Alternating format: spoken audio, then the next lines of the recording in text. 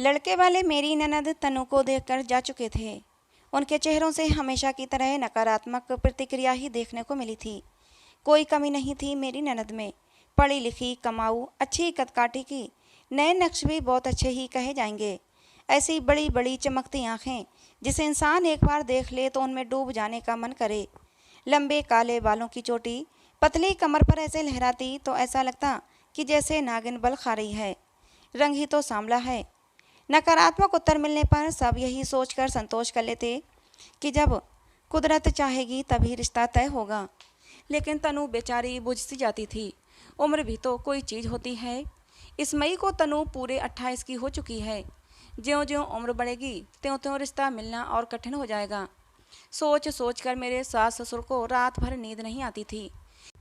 लेकिन जिस से भी तो संबंध नहीं जोड़ा जा सकता ना, कम से कम मानसिक स्तर तो मिलना ही चाहिए। एक सांवले रंग के कारण उसे विवाह करके कुएं में तो नहीं धकेल सकते। सोच सोच कर सास ससुर अपने मन को समझाते रहते। मेरे पति रवि तनु से साल भर बड़े थे, लेकिन जब तनु का रिश्ता किसी तरह भी होने में नहीं आ रहा था तो मेरे सास ससुर को बेटे रवि की शादी करनी पड़ी। थी भी तो हमारी लव मैरिज। मेरे परिवार वाले भी मेरी शादी को लेकर अपने आप को असुरक्षित महसूस कर रहे थे। उन्होंने भी जोर दिया तो उन्हें मानना पड़ा। आखिर कब तक इंतजार करते। मेरे पति रवि अपनी बहन तनु को बहुत प्यार करते थे। आखिर क्यों नहीं करते। वो थी भी तो बहुत अच्छी, इतनी प्यारी, पढ़ी लिखी और इतनी ऊंची पोस्ट पर कि घर में सभी उनका सम्मान करते थे। रवि ने मुझे शादी के तुरंत बाद ही समझा दिया था। तनु को कभी महसूस न होने दूं कि वो इस घर पर बोझ है। उसके सम्मान को कभी ठेस नहीं पहुंचनी चाहिए। इसलिए कोई भी निर्णय लेते समय सबसे पहले तनु की ही सलाह ली जाती थी। तनु भी हमारा बहुत ख्याल रखती थी। मैं अपनी माँ की इकलौती बेटी थी, इसलिए तनु को पाकर मुझे लगा जैसे मुझे छोटी बहन मिल गई है। तनु भी मुझसे उतना ही प्यार करती थी। हम दोनों आपस में सगी बहनों की तरह रहते थे। मेरे रिश्तेदार, मोहल्ले वाले जब भी हमारे आपस का प्रेम देखते तो सब लोग अपने दांतों तले उंगली दबा लेते। कहते, ननद भावज का ऐसा प्यार हमने कभी नहीं देखा। एक बार रवि अपने ऑफिस टूर पर गए थे। रात काफ़ी हो चुकी थी। सास ससुर भी गहरी नींद में सो गए थे, लेकिन तनु अभी ऑफिस से नहीं लौटी थी। जब तक तनु ऑफिस से आकर खाना खाकर सो नहीं जाती मुझे चैन से नींद नहीं आती थी। अब भी चिंता के कारण मुझे नींद नहीं आ रही थी। तभी कार के हॉर्न की आवाज़ सुनाई दी। मैंने खिड़की से झांक कर देखा। तनु कार से उतर रही थी। उसके बगल में कोई लड़का बैठा था। कुछ अजीब सा लगा कि हमेशा तो ऑफिस की कैब उन्हें छोड़ने आती है, आज कैब के स्थान पर कार में उसे कौन छोड़ने आया है। मुझे जागता देखकर तनु ने पूछा, मोनिका भाभी, आप सोई नहीं अभी तक? तुम्हारा इंतजार कर रही थी। तुम्हारे घर लौटने से पहले मुझे नींद कैसे आ सकती है मेरी प्यारी तनु। मैंने उसके गले में बाहें डालते हुए उसके चेहरे पर खोजती हुई नज़र डालते हुए कहा, तुम्हारे लिए खाना लगा दूं? नहीं भाभी, आज ऑफिस में ही खा लिया था, आप जाकर सो जाओ। ओके, गुड नाइट तनु, मैंने कहा और सोने चली गई। लेकिन आंखों में नींद कहाँ। दिमाग में विचार आने लगे कि कोई तो बात जरूर है। पिछले कुछ दिनों से तनु कुछ परेशान और खोई खोई सी रहती है। ऑफिस की समस्या होती तो वो घर में अवश्य बताती। कुछ तो ऐसा है जो भाई कम और दोस्त अधिक है उससे भी साझा नहीं करती। यहाँ तक कि मुझे भी कुछ नहीं बताया। तनु तो मुझे अपने दिल के सारे राज बताती है। फिर ऐसी कौन सी बात है जो तनु को परेशान कर रही है और तनु ने मुझे भी नहीं बताई। आज इतनी रात को देर से आना, वो भी किसी पुरुष के साथ, जरूर कुछ दाल में काला है। इसी पुरुष से विवाह करना चाहती तो पूरा परिवार जानकर खुश होता। सब उनके सुख के लिए तनु के पसंद की किसी भी लड़के को स्वीकार करने में तनिक भी देर नहीं लगाएंगे। इतना तो मैं अपने विवाह के बाद जान गई हूँ। लेकिन बात कुछ और ही है जिसे तनु बता नहीं रही। लेकिन मैं इसकी तह में जाकर ही रहूँगी। मैंने मन ही मन तय किया और फिर गहरी नींद की गोद में चली गई। सुबह 6 बजे आँख खुली तो देखा तनु ऑफिस के लिए तैयार हो रही थी। मैंने कहा, क्या बात है तनु, आज इतनी जल्दी? मेरी बात पूरी होने से पहले ही तनु बोली, हाँ भाभी, आज ज़रूरी मीटिंग है इसलिए जल्दी जाना है। नाश्ता भी ऑफिस में ही कर लूँगी, देर हो रही है, बाय।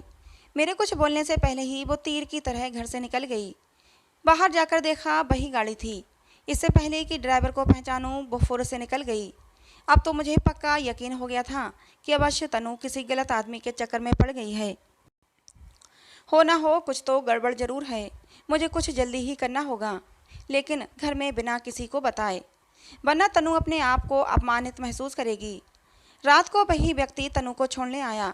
आज उसकी शक्ल की थोड़ी सी झलक मैंने देख ली थी, क्योंकि मैं पहले से ही घात लगाए बैठी थी। सास ससुर ने जब देर से आने का कारण तनु से पूछा तो बिना रुके अपने कमरे की ओर जाते हुए थके हुए स्वर में बोली, ऑफिस में मीटिंग थी, थक गई हूँ, सोने जा रही हूँ। आजकल क्या हो गया है इस लड़की को, बिना खाए सो जाती है। छोड़ दे ऐसी नौकरी, हमें नहीं चाहिए। न खाने का ठिकाना न सोने का। माँ बड़बड़ाने लगी थीं, तो मैंने उन्हें शांत कराया कि चिंता न करें, मैं उसका खाना उसके कमरे में पहुँचा दूंगी, वे निश्चिंत होकर सो जाएं। मैं खाना लेकर तनु के कमरे में गई तो देखा वो फ़ोन पर किसी से बातें कर रही थी। मुझे देखते ही फ़ोन काट दिया। मेरे अनुरोध करने पर उसने थोड़ा सा खाया। खाना खाते हुए मैंने पाया कि पहले के विपरीत तनु अपनी आंखें चुराते हुए खाने को जैसे निगल रही थी। कुछ भी पूछना उचित नहीं लगा। तनु के झूठे बर्तन तनु के लाख मना करने पर भी उठाकर किचन में लौट आई। 2 दिन बाद रवि लौटने वाले थे। मैं अपनी सास से शॉपिंग का बहाना करके घर से सीधी तनु के ऑफिस पहुंच गई। मुझे अचानक आया देखकर एक बार तो तनु घबरा गई कि ऐसी क्या ज़रूरत पड़ गई कि मुझे ऑफिस आना पड़ा। मैंने उसके चेहरे के भाव भांपते हुए कहा, अरे तनु, कोई ख़ास बात नहीं थी, यहाँ मैं कुछ काम से आई थी, सोचा तुमसे मिलती चलूँ। आजकल घर देर से आती हो, इसलिए तुमसे मिलना ही कहाँ हो पाता है। चलो ना तनु, आज ऑफिस से छुट्टी ले लो, घर चलते हैं। नहीं, बहुत तो काम है, बॉस छुट्टी नहीं देगा। पूछ कर तो देखो, शायद मिल जाए। अच्छा, कोशिश करती हूँ, कहकर तनु ने ज़बरदस्ती मुस्कुराने की कोशिश की थी। फिर बॉस के कमरे में चली गई। बॉस के ऑफिस से निकली तो वो भी उसके साथ था। अरे ये तो वही आदमी है जो तनु को छोड़ने आता है। मेरे मुंह से बेसाख्ता निकला। मैंने चारों ओर नज़र डाली। अच्छा हुआ आसपास कोई नहीं था। तनु को इजाज़त मिल गई थी। उनका बॉस उन्हें बाहर तक छोड़ने आया और इसका मुझे कोई औचित्य नहीं लगा था। मैंने तनु को कुरेदने के इरादे से कहा, वाह तनु, बड़ी शान है तुम्हारी, तुम्हारा बॉस तो तुम्हें बाहर तक छोड़ने आया। ऑफिस के सभी लोगों को आपसे जलन होती होगी। वैसे एक बात तो है, तुम्हारा बॉस है बहुत हैंडसम। अगर तुम्हारे भैया से शादी ना की होती तो तुम्हारे बॉस से ही कर लेती। मेरे मजाक पर भी तनु फीकी सी हंसी हंस दी, कुछ बोली नहीं। सास भी तनु को जल्दी आया देखकर बहुत खुश हुई थी।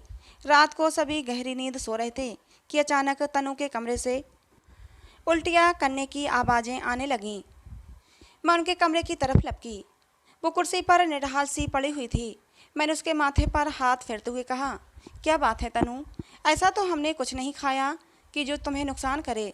फिर ये बदहजमी कैसे हो गई। फिर अचानक ही मेरा माथा ठनका कि कहीं तनु। ये ख्याल दिल में आते ही मैं काँप गई। मैंने तनु के दोनों कंधे हिलाते हुए कहा, तनु, कहीं तुम्हारा बॉस। सच बताओ तनु, इसीलिए तो तुम इतनी सुस्त। बताओ ना तनु, मुझसे कुछ मत छिपाओ, मैं किसी को कुछ नहीं बताऊंगी। मेरा विश्वास करो। मेरा प्यार भरा स्पर्श पाकर और सांत्वना भरे शब्द सुनकर तनु मुझसे लिपटकर फूट फूट कर रोने लगी और हाँ में सिर हिलाने लगी। मैं सकते में आ गई कि कहीं ऐसी स्थिति ना हो कि सब कुछ हाथ से ही ना निकल जाए। मैंने कहा, तनु, तुम बिल्कुल ना घबराओ, मैं तुम्हारी पूरी मदद करूँगी, बस तुम मुझे सारी बात सुना दो। ज़रूर उसने तुम्हें धोखा दिया है। तनु ने धीरे धीरे कहना शुरू किया, ये बॉस नए नए ट्रांसफ़र होकर मेरे ऑफिस में आए थे। आते ही उन्होंने मेरे में रुचि लेनी शुरू कर दी और एक दिन बोले कि उनके माँ पापा की मृत्यु 2 साल पहले एक रोड एक्सीडेंट में हो गई है। घर उनको खाने को दौड़ता है, अकेलेपन से घबरा गए हैं कि मैं उनके जीवन के खालीपन को भरना चाहूँगी। मैंने सोचा शादी तो मुझे करनी ही है, इसलिए मैंने उनके प्रस्ताव को स्वीकृति दे दी। मैंने उनसे कहा कि वे मेरे मम्मी पापा से मिल लें। उन्होंने कहा कि ठीक है, वे जल्दी ही घर आएंगे। मैं बहुत खुश थी कि चलो मेरी शादी को लेकर घर में सब बहुत परेशान हैं, सब उनसे मिलकर बहुत खुश होंगे। मेरे बॉस जिनका नाम रचित है, कुछ ही दिनों में उनसे ऐसी मोहब्बत हो गई कि उनके बिना जीने के बारे में मैं सोच भी नहीं सकती। वो मुझे बाहर भी घुमाने लेकर जाते थे। रचित भी मुझसे कहते हैं कि वो मेरे बिना रह नहीं सकते। एक दिन उन्होंने मुझे अपने घर पर आमंत्रित किया कि शादी से पहले मैं उनका घर तो देख लूं, जिसमें मुझे भविष्य में रहना है। मैं उनके साथ उनके घर चली गई। रचित ने मुझे अपना पूरा घर दिखाया। उस समय उस घर में हम दोनों अकेले थे और फिर तन्हा घर, तन्हा कमरा, हम दोनों ही बह गए। रचित ने मुझे अपनी बाहों में भर लिया और मैं उसे इनकार न कर सकी। शादी से पहले ही हमारे बीच सब कुछ हो गया। जब होश आया तो मैं बहुत रोई थी, लेकिन उसने मुझे सांत्वना दी। तनु, कुछ नहीं होगा, हम जल्दी ही शादी कर लेंगे। रचित ने मुझे सीने से लगाकर काफ़ी देर तक तसल्ली दी थी। मुझे थोड़ा सुकून हो गया तो मैं घर आ गई। रचित पिछले दिनों की तरह अब भी मुझसे मिलता रहता है और शादी की बात भी कहता है कि हाँ, वो मुझसे ही शादी करेगा। लेकिन पिछले हफ्ते ही मुझे पता चला कि मैं रचित के बच्चे की माँ बनने वाली हूँ। मैंने रचित को इस बारे में बताया, लेकिन रचित तो खुश होने के बजाय परेशान हो गया। कहने लगा कि ये बच्चा गिरा दो, मैं अभी शादी नहीं कर सकता, लेकिन वादा करता हूँ कि शादी तुमसे ही करूँगा। लेकिन मैं बच्चा गिराने के हक में बिल्कुल नहीं हूँ। मैं इस मासूम को दुनिया में आने से पहले नहीं मार सकती, और फिर ये मेरे और रचित के प्यार की पहली निशानी है। मैं कितनी बार रचित को समझा चुकी हूँ कि मैं बच्चा नहीं गिरा सकती, तो मुझसे शादी कर लो।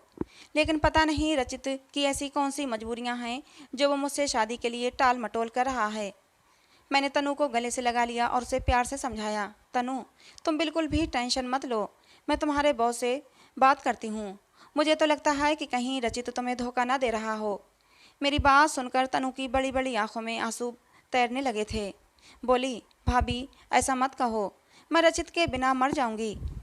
मैंने तनु के होठों पर हाथ रख दिया। बोली, पगली, ऐसी बातें मुँह से नहीं निकालते। ऐसा करते हैं, आज मैं भी तुम्हारे साथ ही सो जाती हूँ। फिर हम दोनों एक ही कमरे में सो गए। वो तो शुक्र था कि रवि कुछ दिनों के लिए अपने ऑफिस के काम से बाहर गए हुए थे।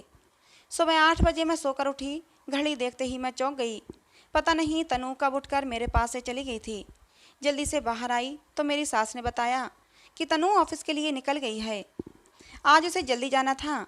मैंने भी जल्दी जल्दी अपना नाश्ता किया और तैयार हुई और तनु के ऑफिस पहुंच गई। आज मेरा सबसे पहला काम था रचित से बात करना।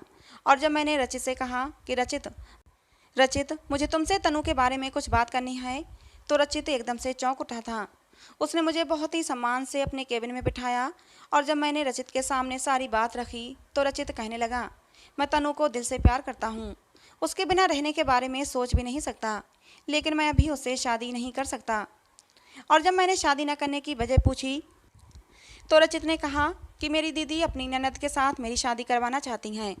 मैं अपनी दीदी को मना भी लेता, लेकिन मेरे जीजा बहुत ही सख्त मिजाज के आदमी हैं। अगर मैंने अपनी दीदी की ननद से शादी नहीं की तो मेरे जीजा मेरी बहन को घर से निकाल देंगे। मैं अपनी बहन का घर बर्बाद होते हुए नहीं देख सकता। मैं एक अजीब दोराहे पर आकर खड़ा हो गया हूँ। समझ नहीं आ रहा अपना घर बचाऊँ या अपनी बहन का। मुझे रचित की मजबूरी समझ में आ गई थी।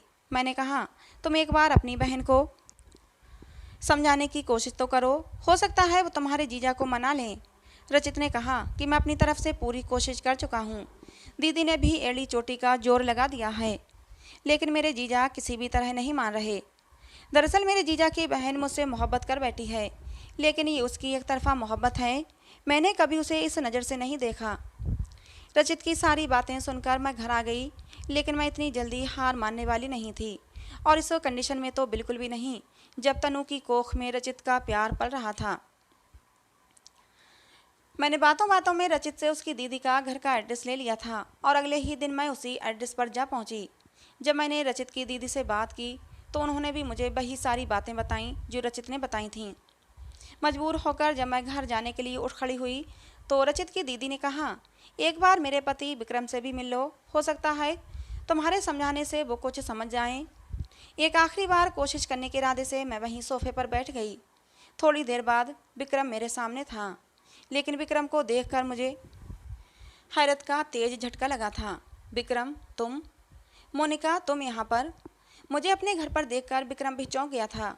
दरअसल विक्रम मेरा क्लास फेलो था और मुझसे प्यार करता था, लेकिन मैं तो रवि से प्यार करती थी। और जब विक्रम ने मुझे अपने प्यार का इजहार किया तो मैंने उसे साफ बता दिया कि मैं रवि से प्यार करती हूँ। मेरी बात सुनकर विक्रम का दिल टूट गया था। उसकी आंखों में आंसू चमकने लगे थे, लेकिन उसने कहा था, मोनिका, मैंने तुमसे सच्चा प्यार किया है, लेकिन प्यार ज़बरदस्ती का सौदा नहीं, प्यार तो दो दिलों का सौदा होता है। अगर तुम मुझसे प्यार नहीं करती तो ज़बरदस्ती मैं अपना प्यार तुम पर थोप नहीं सकता। बस भगवान से यही प्रार्थना करता हूँ कि तुम अपनी ज़िंदगी में खुश रहो। और फिर उसके बाद विक्रम कभी भी मेरे रास्ते में नहीं आया था। आज इतने सालों के बाद विक्रम को अपने सामने देखकर मेरा हैरान होना स्वाभाविक था, और वो भी रचित के जीजा के रूप में। रचित की दीदी चाय बनाने किचन में जा चुकी थी। मैंने विक्रम को सारा किस्सा सुनाया। मेरी बात सुनकर विक्रम के चेहरे पर दर्द साफ दिखने लगा था। बोला, मेरी किस्मत में भी मेरा प्यार नहीं था और ना ही मेरी बहन की किस्मत में उसका प्यार है। लेकिन पहले भी मैंने एक बात कही थी कि प्यार ज़बरदस्ती का सौदा नहीं होता, और आज भी वही बात कहता हूँ। अगर मुझे रचित के बच्चे के बारे में पता होता तो मैं पहले ही अपने कदम पीछे खींच लेता। मैं अपनी बहन को किसी न किसी तरह समझा दूंगा। तुम रचित की और तनु की शादी करवा दो। थैंक यू विक्रम, खुशी से भरे हुए शब्दों में मैंने कहा। मेरी बात सुनकर विक्रम बोला, विक्रम नहीं मोनिका, विक्की कहो। याद है जब कॉलेज के समय तो मुझे विक्की बुलाती थीं, उस समय मुझे बहुत अच्छा लगता था। आज आखिरी बार विक्की कहकर पुकारो। विक्रम की आंखों के कोने गीले हो गए थे। वो बरसों पुराने अपने प्यार को अभी तक भुला नहीं पाया था। Thank you Vicky. विक्रम ने मेरे लिए इतना कुछ किया था तो मैं उसकी आखिरी इच्छा को तो पूरा कर ही सकती थी। घर आकर मैं सुकून से लेट गई। अब मुझे कोई टेंशन नहीं थी। इस सब के बारे में मैंने तनु को भी कुछ नहीं बताया था, क्योंकि मैं तनु को सरप्राइज़ देना चाहती थी। और फिर अगले ही दिन रचित की दीदी रचित का रिश्ता लेकर हमारे घर आ चुकी थीं। तनु को तो विश्वास ही नहीं हो रहा था। उसने अविश्वास से मेरी ओर देखा और फिर मेरी आंखों में चमकती शरारत को देखकर वो सब कुछ समझ चुकी थी। रिश्ता डन हो गया। रचित की दीदी ने शादी की तारीख एक हफ्ते बाद की ही रखी थी, क्योंकि रचित की दीदी को भी पता चल चुका था कि तनु माँ बनने वाली है, रचित के बच्चे की। तनु खुशी से रोते हुए मुझसे लिपट गई थी और बोली, भाभी, मैं भगवान से प्रार्थना करती हूँ कि आप जैसी भाभी हर ननद को मिले। एक हफ्ते बाद ही तनु की शादी हो गई और आज तनु एक खुशहाल ज़िंदगी जी रही है। तो दोस्तों, आज की हमारी ये कहानी आपको कैसी लगी कमेंट बॉक्स में ज़रूर बताना। कहानी पसंद आई हो तो प्लीज़ लाइक करना। ऐसी और कहानियों के लिए हमारे चैनल को सब्सक्राइब करना। कहानी को अंत तक सुनने के लिए आप लोगों का बहुत बहुत धन्यवाद दोस्तों। मिलते हैं अगली किसी नई कहानी में।